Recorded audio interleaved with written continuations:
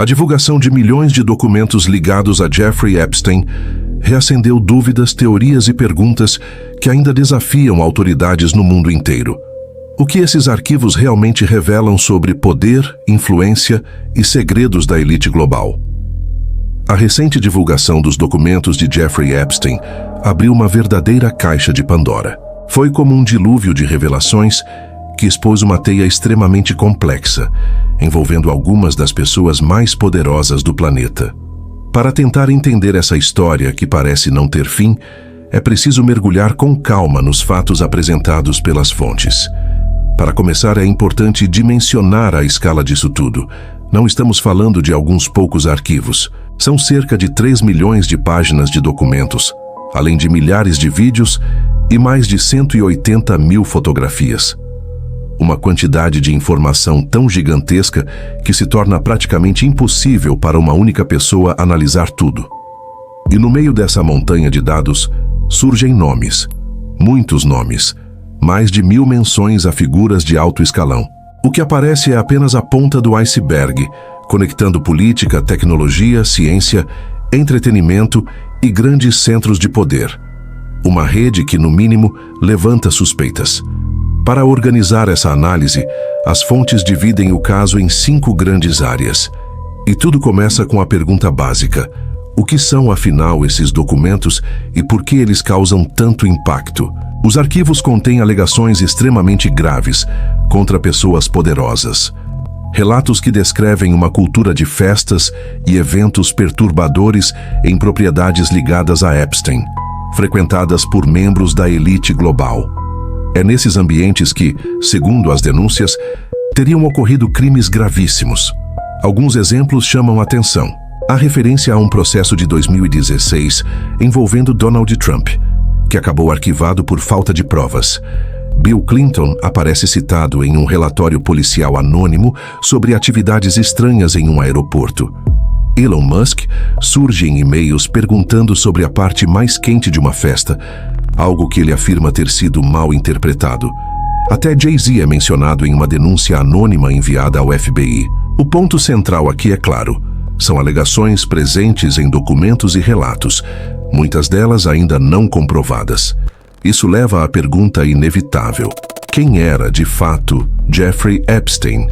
Como uma única pessoa conseguiu construir uma rede tão vasta e influente, capaz de tocar praticamente todos os cantos do poder? A imagem pública de um gênio das finanças esconde uma origem muito mais estranha. Epstein começou nos anos 70 como professor de matemática em um colégio, sem sequer ter concluído a faculdade. De forma repentina, foi parar em uma escola de elite, a Dalton School, graças a uma recomendação. Lá, criou conexões decisivas com o mundo financeiro e, em pouco tempo, tornou-se bilionário. Mas a pergunta persiste: de onde veio realmente tanto dinheiro? As fontes levantam uma hipótese ainda mais sombria. A rede de Epstein não seria apenas sobre crimes sexuais, mas sobre inteligência e chantagem.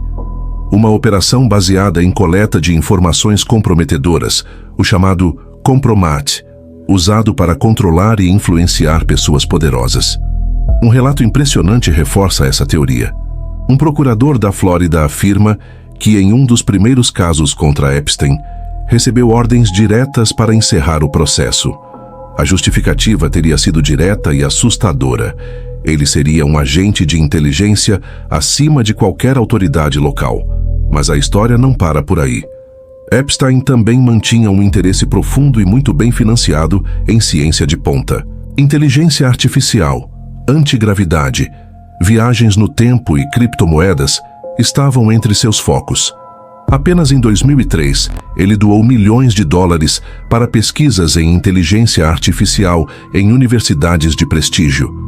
Segundo as fontes, isso não seria filantropia, mas uma fachada para espionagem tecnológica. O objetivo, segundo essa teoria, seria identificar pesquisas estratégicas nos Estados Unidos e repassá-las a serviços de inteligência estrangeiros, possivelmente para fins militares. Tudo isso nos leva ao capítulo final, ou supostamente final, da vida de Jeffrey Epstein. A versão oficial afirma que ele cometeu suicídio na prisão, Mas essa explicação esbarra em uma sequência de eventos, no mínimo estranhos. Câmeras de segurança que não funcionaram, guardas que teriam dormido, 1 minuto inteiro desaparecido das gravações e a avaliação de um médico legista experiente indicando ferimentos mais compatíveis com estrangulamento do que com enforcamento. É nesse ponto que surgem as teorias mais extremas, a de que Epstein nunca teria morrido. Há relatos de uma suposta foto dele vivo em Israel, áudios atribuídos à sua acusadora dizendo que ele estaria vivo e uma coincidência que chama a atenção. O procurador-geral na época era filho do homem que ajudou a lançar a carreira de Epstein. A sugestão é perturbadora. Conexões poderosas poderiam ter forjado sua morte e organizado seu desaparecimento. No fim das contas, mesmo com milhões de páginas agora públicas, a história de Jeffrey Epstein parece deixar mais perguntas do que respostas. Quando poder, dinheiro e segredos se misturam nesse nível, a dúvida permanece. Será que a verdade completa algum dia verá a luz do dia? Acompanhe os desdobramentos aqui no Verdade no Caos.